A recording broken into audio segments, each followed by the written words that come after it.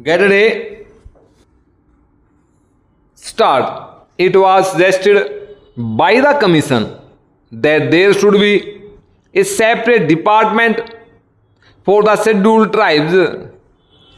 This matter was considered in the conference, but it was generally felt that if the scheduled castes and the scheduled tribes are separated to be dealt with by different departments, there will be a good deal of duplication of work, because two sets of officers will have to traverse the same area and more or less consider the same problems.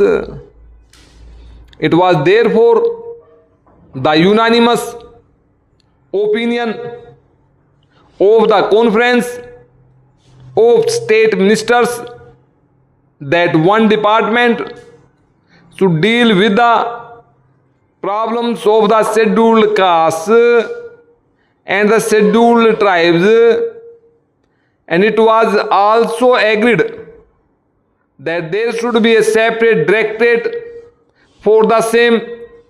If there is a separate directorate, then it can concentrate on problems concerning the scheduled tribes.